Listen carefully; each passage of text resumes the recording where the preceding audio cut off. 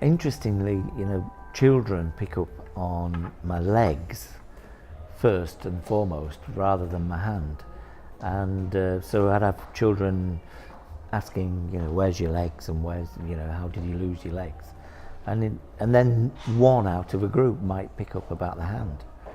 And they were more bothered about the bigger image, the wheelchair and the legs, rather than the hands, because I use them all the time. I don't, hide it away, and it's acceptable for us as a disabled person or a less able person. I don't mind being asked questions by children. I do. In the early days, I didn't like adults saying, where's your legs and what's happened here.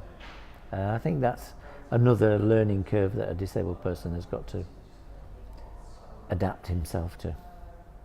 Is when you want to tell somebody the truth, when you want to open a conversation up and talk, when you're surrounded by limbless people, arms, legs, and vision, problems there, you open up and you talk about it. This is what Blesma's very good at. It's living with limb loss and finding like-minded people who have adapted it, sooner than you have. I am aware that it's weak. So I am aware that I don't want to play basketball. And I was 20 odd years ago. I thought, right, I don't want to do that. I look after it.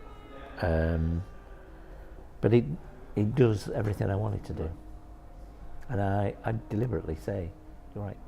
And there are disadvantages, and it's grasping things, dropping things, but most of the things, everything I do myself. There's no knuckle in that middle. Okay, so they did as much as they could with it, but they didn't build a new bone or anything in there. So if you do heavy weight training or something really, you could snap that off. So it is strong, but it's not as strong as it should be. And it's very sensitive with the bone and the skin. So knocking it is, I have to count to 10 and not swear. But I've got used to everything. But over the time, over the period of time that I've been doing it. And as I said before, I did play the piano, but I just got very frustrated that I couldn't do 9 and 10. I am now just beginning to have a problem with dexterity, I think, with shirt buttons and, so, but I've had 29 years of use out of it.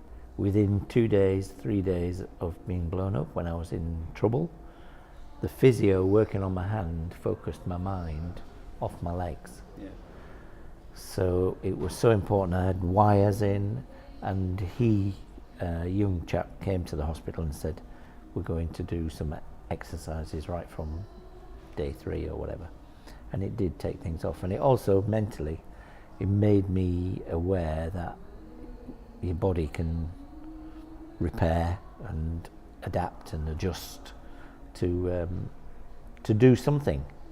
The first thing a guy will do in the morning is shave, and my hand was in a heck of a mess, but I shaved. And I think to my parents and close ones that were with me, it was a big indicator that you're going to get on in life. Right. You've lost 2 fingers and a bit of your hand, but you're going to get on. You're going to still continue to do it. So it's good for other people to see, and it's very, very important for you mentally.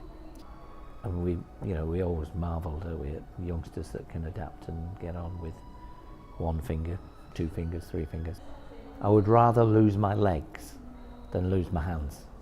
Your hands are so important. Touch, feel, security.